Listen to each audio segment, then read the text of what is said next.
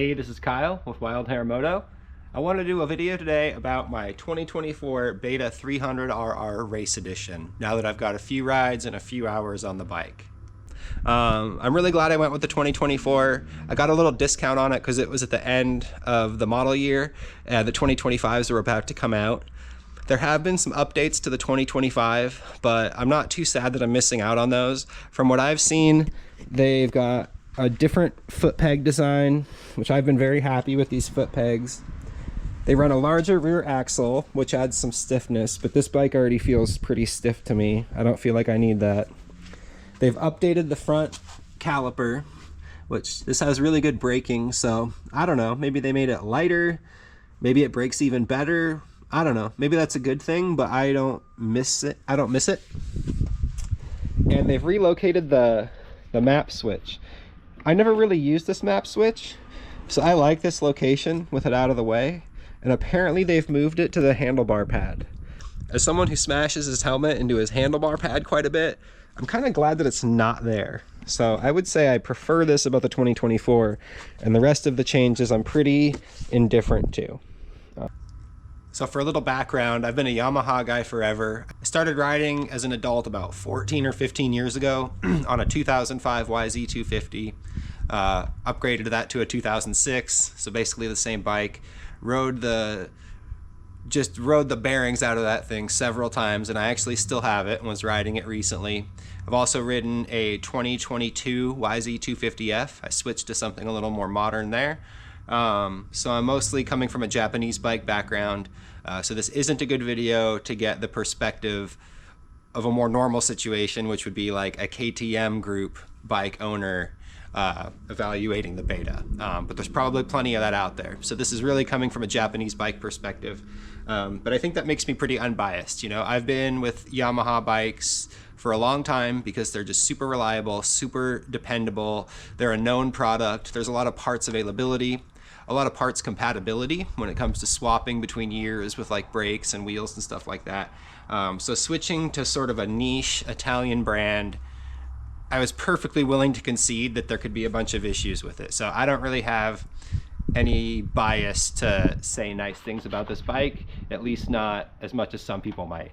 That said, you know, it is my bike. I did pay for it, so maybe I am a little bit biased, but I feel like I'm not too bad. So let's just start with the initial things that I felt like I had to work on to get this bike going for me and just some of my thoughts about it. So the first thing that was a little bit weird to me on this bike were the handlebars. These come with bars by a company called Raycon. A little hard to find, not the earbud company. And I think it's maybe a little bit more of a trials inspired design. They've got a lot of rise with this steep grip angle, and they're a very low bar if you look at this, just like from here to here. I guess if you go from the bar end to the base, it's maybe a more normal height, but from here to here, they're very low. They weren't uncomfortable for me. I didn't take them off because they were particularly uncomfortable. I must not be picky with bars. It was mostly that I wanted to take all the nice parts off this bike and preserve them and put on aftermarket plastics and my old scratched up Pro Tapers on just to preserve things, really. So I switched to my Pro Taper ACF bar. I forgot which bend this is, but it's one of the taller ones. And you can see it's got a lot steeper angle there. That's one of the characteristics of the Pro Taper ACF bars. And when I switched, the first thing I noticed was how the brake line and the clutch line smack into the bar really easily.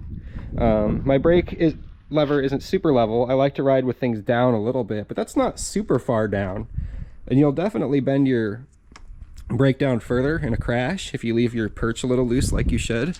So the fact that the brake line is already binding into the bar kind of sucks. It kind of makes me want to get a custom brake line built that has an angled elbow in it, maybe angled this way and down to get around that a little better. Same thing on the clutch side. This came with a clutch line that came straight out of here, and really made it difficult to clear my Cycra Pro Bend handguard mount, which is a pretty common handguard system. So the fact that they were so incompatible was pretty weird to me. And I also got myself a little bit better clearance by getting this angled line by Venhill. But this is a custom line that has this elbow in it. I believe it's a 30 degree, don't quote me. So just a little bit of weirdness with the bars. I mean, the bars that come on it are high quality and comfortable, so I can't really blame Beta for that. My biggest complaint with the situation would be the way that these cylinders route everything. So this is a Nissan Brake Master cylinder, and just the way the brake line comes out, I think it's the same as some other models. Yamaha comes out of the front, which, you know, when you're off-road riding and doing like extreme stuff, it leaves it a little bit more prone to damage. So that's probably why they chose to put it out the back here. But, you know, a lot of people would put their brake further that way to get a better grip angle. And I'm limited. I can't even really do that with how it's binding into the bar. And then, yeah, same with this. You know, the clutch, I would almost like to have it further this way. And I could move it further this way, but then it would be very asymmetrical to how my brake is sitting. So I've got them kind of matching. But ideally, I'd like to move these further in, and I can't. But I think a lot of bikes have brake and clutch line routing similar to that. So I don't think it's really a Beta specific complaint. I believe that KTM Brembo Clutch Master cylinders use the same straight out clutch line. So that is what it is. I'd say the next thing to talk about on this, and I'm just going to do a quick overview and do a more in-depth video later, but it would be the #1 feature of the 2024 300RR Race Edition, and that's the twin spark ignition system, where you have 2 spark plugs in the head being fed by 2 coils. It's been pretty controversial, at least to the extent that Beta gets brought into conversations that are subject to controversy. I'll just say that I've got 13.8 hours on the bike. I've got 1 motocross track day, 2 enduro races, and a bunch of like technical trail rides on the bike. I haven't had the jetting perfect the whole time, although I've had it, you know, pretty crisp. And I haven't had a single fouled plug, and it's been pretty trouble-free. And the bike has a great pull off the bottom. I can't really compare that to a single plug ignition system, but I can just say that it works really well, and I've got no complaints. I did buy a couple of backup spark plugs in case I did foul a plug, and I ended up getting them for about 16 bucks each, which sounds a little high because it is a little high, but for a lower production number spark plug, that's actually not too bad. I think the NGKs that we're all used to using on our 2-strokes are just super mass production, and so that's what gets the price down. So anyway, I'll talk more about that in another video, but just throwing it out there, I don't see any reason to be scared off by the twin spark ignition system. I think it's great. I'm glad the bike has it. I've got no plans to remove it. The next thing I want to talk about isn't really about the bike itself, but about the supporting literature, the owners and service manuals. The bike came with this cool, super modern USB drive that on it has a label that says model year 23.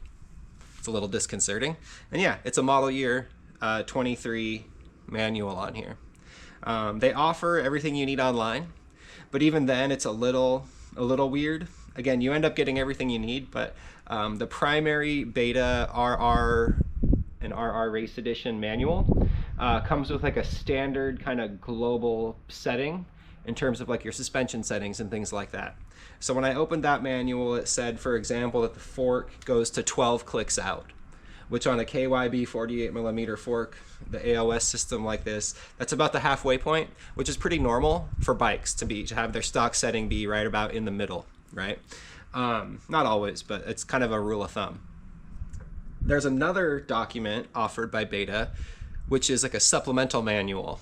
And I don't remember if it's US only or exactly what it is, but it's a less general document. It's got fewer pages, it's smaller, and it's more specific. And they offer factory recommended settings. And they're not for racing or for this or for that. They're just called factory recommended settings. So you'd think the factory recommended settings would be the stock settings in the main manual. Well, they're not. And for example, the fork compression clicker in that is 15 clicks out. And I just wanted to throw that out there about the manuals. Navigating them is a little bit weird. You know, you don't just get one paper book that tells you what you need to know with the bike, or even an electronic version that's straightforward. You're gonna have to go to the Beta website and download the manuals, but everything you need is there, even if you have to get it in 2 copies and wade through and figure out the exact information you actually want. So not too bad, but not the most straightforward in the world. So first thing I want to talk about with suspension is what I often see referenced in debates between the regular RR model and the RR Race Edition. For me, it was never really a question. I was going to get the Race Edition because I want KYB suspension, and the regular RR model comes with Sachs ZF suspension. I'm like, there's just big practical reasons that I'm not really interested in that suspension. Mainly that I do my own service. I like to order parts. I like to have parts here in 3 days from Rocky Mountain. Maybe there is, but I kind of doubt that I've got a wide variety of options to buy fork seals and the right fluids and bushings and other parts for a Sachs ZF fork. Furthermore, I like to run things like fork lug guards. I've got 2 kinds on here, as you can see. And I feel like I'm not going to find those things for a little bit of a unique brand of suspension. That stuff might be really high quality. It might be really comfortable. I don't know. I can't speak to it. I just know that KYB is proven, trusted, common, widespread, and also it's going to be easier to get it done. If I ever do decide to get the suspension tuned, there are a lot more places that'll have a wide catalog of settings to go through to choose for my KYB suspension versus what they would have for the other stuff. And the biggest thing about this I wanted to mention is just that people often reference this as the premium suspension, right? And they'll say, you don't need a race edition, that's got fancy premium suspension. This is essentially the same suspension that comes on the cheapest full-size bike on the market and has for years, the YZ125. A YZ125 MSRP's at $7,300. You're telling me that that $7,300 bike comes with super ultra premium suspension? It just doesn't. It's just well-designed, reliable Japanese suspension. There's nothing super special about it. It's just good. It doesn't have the problems that people run into with a lot of other stuff. So this idea that it's ultra premium suspension that's only for the best out there, in terms of just what the components are, that argument holds no water to me. It's a standard level of suspension. The only place I think that the high-end, description of the suspension might come in is with the settings that it comes with. And it is set up as more of an off-road race bike, like an A-class or pro-class cross-country type suspension. So in the world of enduro suspension, this is probably on the firmer end of the spectrum, which is more oriented toward racing and a higher skill, higher speed rider. Even then, within the range of the valving that comes on it, you're a few clicks away from getting just about anybody comfortable on this bike. I'm unfortunately at about 190 pounds, and I feel like for anyone from 160 to 200 pounds, this stuff would work great within the realm of adjustability that it comes with. So that was one of my major reasons for purchasing this bike, was the KYB suspension front and rear. Coming from Yamaha, I love KYB. And I'll just say that whereas on a Yamaha, I feel like I could get pretty much any Yamaha, closed course competition bike, X model, YZ model, whatever, and pretty much ride it right in the meat of the clickers, plus or minus 3 or 4 clicks from the midpoint, with plenty of meat on the bone left in either direction. And with this, it's not quite the case. So as I mentioned, the factory recommended setting is 15 clicks out on the fork compression. And I think you get 22 total clicks, or maybe it's 21 or 22 or 24 total clicks on a KYB fork like this. And they're already starting you a little bit off center at 15. Not a big deal, it's fine. And it rides pretty well at 15. I'd say that's my setting for when I take this thing out and ride motocross. It works pretty well for me. It feels firm and like it doesn't, blow out for me on jump faces and all that. I'm not a great motocross rider for sure, but it's a little bit on the stiffer side. When it comes to more technical, hard enduro like trail riding, the kind of stuff I really like to do, where I'm climbing rocky hills and riding over rocks and smashing off of logs and stuff like that, I've ended up at 18 clicks out on the fork. And honestly, it still feels stiff to me, but not problematic. It's like, it feels perfect to me, but for me, perfect is a pretty big window, and it's on the stiffer end of that window.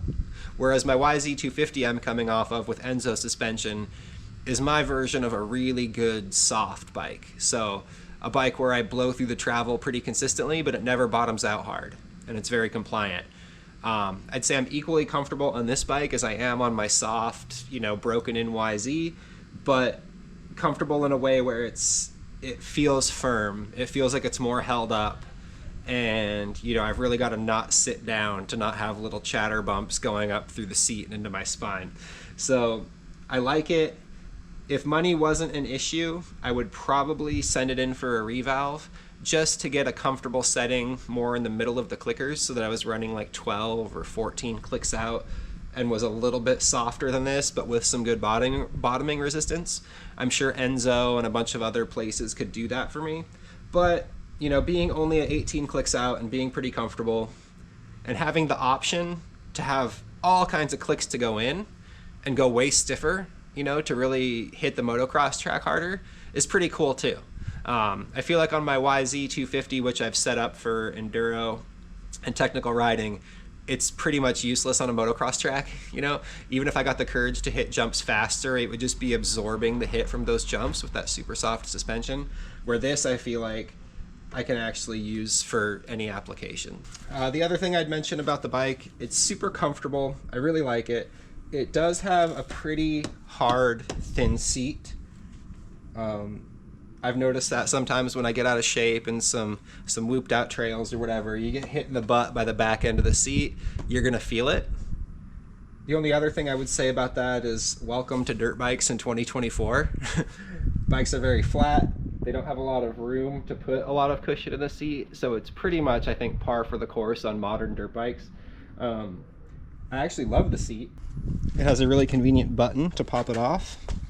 Just push it in, pull it up, pop it out. This round rubber grommet has fallen out on me a couple times. See how easily it comes out? So take note of that. And this thing can get kind of turned. It needs to go that way. It sits on the edge of the battery. But I dig this seat. I like it a lot. It's very convenient. Way better than putting bolts in and out of your Yamaha's aluminum frame hundreds of times and worrying that you might be wearing it out. So I'm at almost 14 hours on the bike. I've done a lot of riding on it so far in some really hot weather and some more moderate weather that we've started to get here in the fall in Texas. So I've kind of put it through some paces. And one thing I've noticed, it does have some leakage from the power valve. This is left over from a really hard day of racing and really dusty conditions. So after a normal trail ride, it's not this mucky, but it does always have some residue there. I've popped that cover off. It doesn't have any apparent seal leakage, so I'm not sure exactly what to make of that. I'm gonna ask my beta dealer if, you know, that's common for him and whatever. One thing I really like about buying this bike is that I've heard that Beta's really great with warranties. So even though like I'm having this little issue, I've really got no concerns that if it is an unusual issue that they'll take care of me. And coming from the world of Yamahas, I'm used to leaky power valve covers, so if that's par for the course, I'm happy to just live with it. One other thing I'll mention, I've broken both of the foot controls. You'll notice I've got no brake lever on here. I'm about to do another video about the process of replacing that brake lever.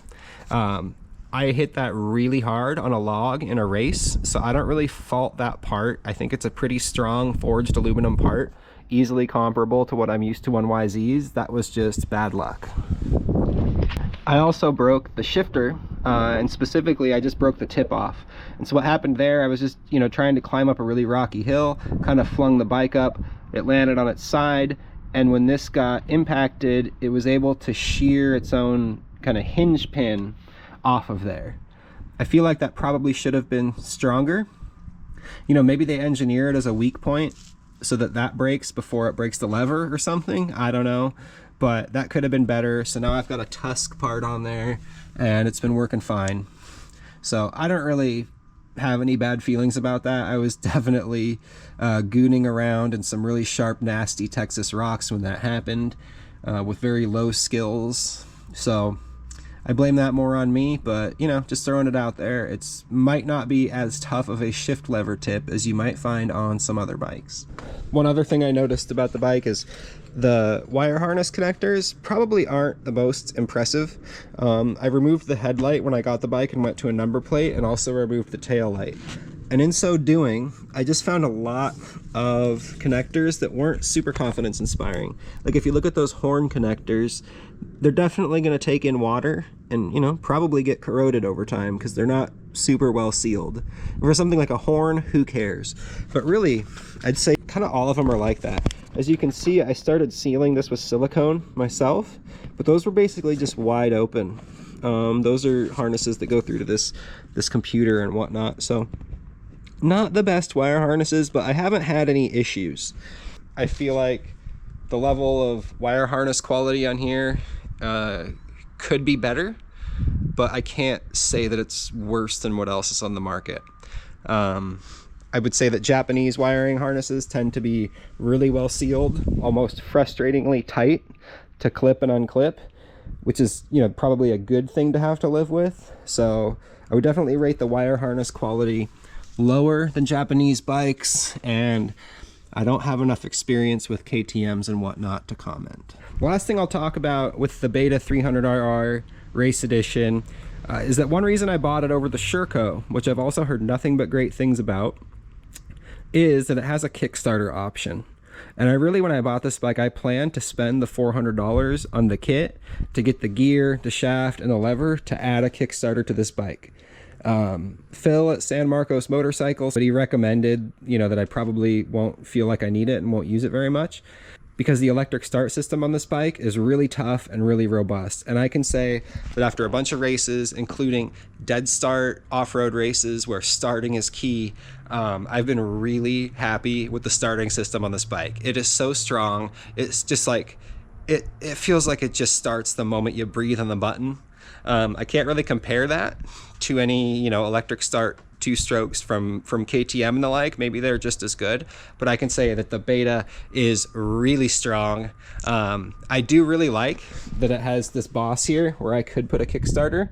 It's still important to me that this is here and that there's a kit available where I could add one. I would hate if that wasn't the case, but I think I might never do it. We'll see.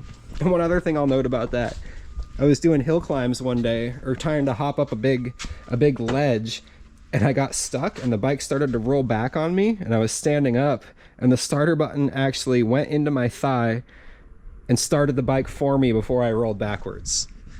So it was like an anti-rollback technology almost built into the bike, like you might find on some manual transmission cars and trucks. So super impressed with the electrical starting system. It comes with a really high quality battery. Just nothing but good things to say about that. Super impressed with the eStart. So that's my overview of the Beta 300RR, the 2024 model. I don't regret buying it instead of a 2025. I can't recommend the bike highly enough and can't wait to give you some more updates about it. Next, I'm going to film an in-depth video about the brake lever and about the twin spark system. So look forward to that. Thanks for watching. Rip Moto, rip. Good bike.